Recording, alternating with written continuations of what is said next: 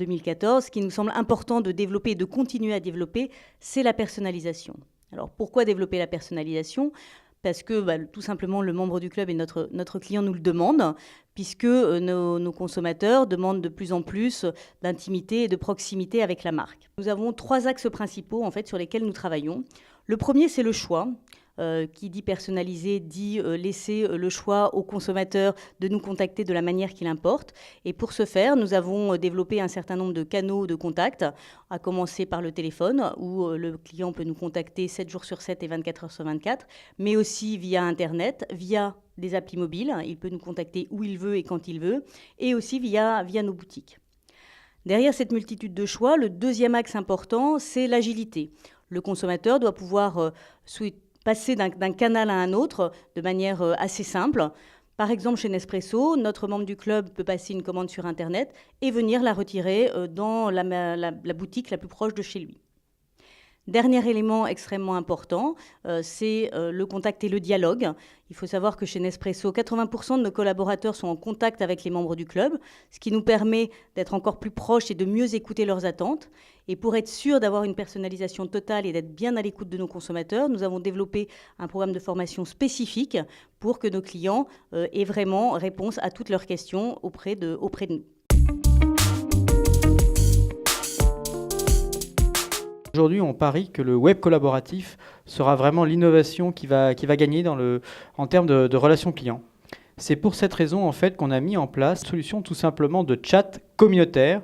Donc c'est une façon de régler la relation client en direct live pendant l'expérience de navigation sur le site PriceMeister ou sur n'importe quel autre site de e-commerce finalement, en sélectionnant des volontaires de manière communautaire et collaborative. Donc ces volontaires seront des internautes qui sont déjà finalement live aujourd'hui sur le site PriceMeister et qui seront prêts à répondre à vos questions parce qu'ils ont été, je dirais, sévèrement sélectionnés parmi des gens qui connaissent bien d'une part le site internet mais aussi les produits et qui donc sont à même et très qualifiés pour répondre aux questions en temps réel. La deuxième phase ensuite, après le lancement technique et le recrutement, ça a été évidemment de mettre en ligne et donc en live ce chat. On l'a d'abord testé sur les pages paniers et puis ensuite on l'étend peu à peu aux pages de navigation, aux pages produits et on mesure derrière un incrément très conséquent sur le taux de transformation d'une conversation de chat en achat, effectivement, en transaction.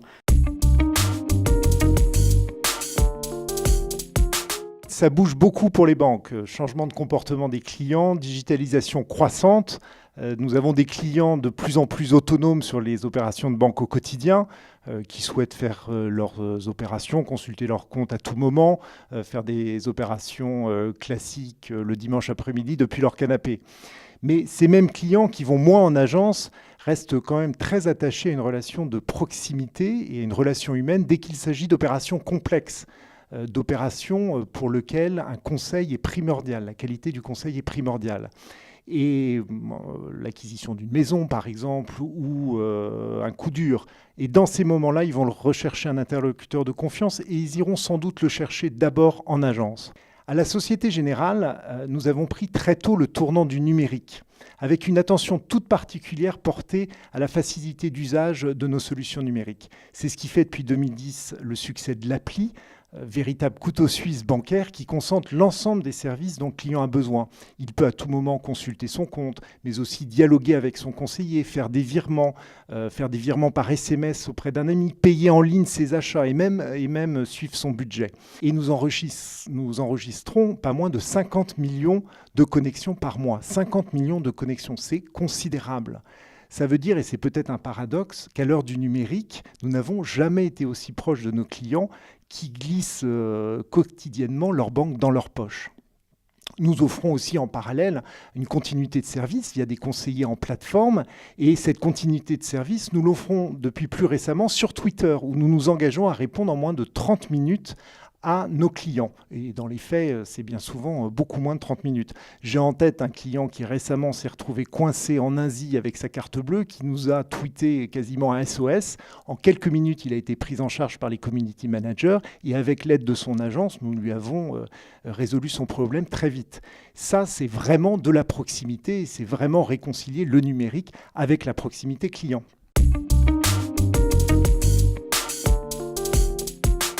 Sans confiance, pas de relation.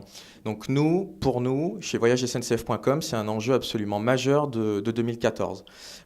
D'abord, la confiance permet l'acte d'achat. Si j'ai confiance dans le site internet, j'ai confiance dans les services que vous proposez, je vais pouvoir concrétiser mon achat.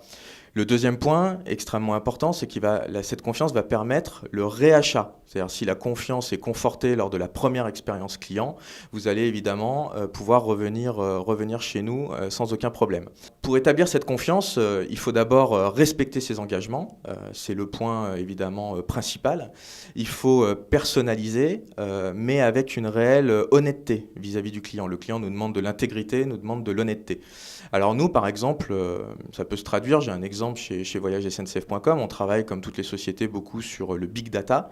Alors le big data, c'est l'utilisation des données que l'on a et notamment des données sur nos clients.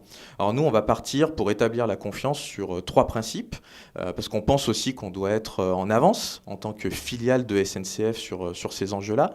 Donc nos 3 principes, c'est on va considérer que les données appartiennent aux clients, aux consommateurs, aux citoyens, et pas aux marques ou aux institutionnels.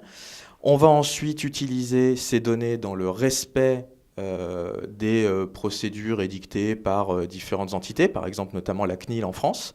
Et puis le 3e point, c'est qu'on va utiliser ces données que si elles apportent vraiment une valeur ajoutée ou un service complémentaire à nos clients.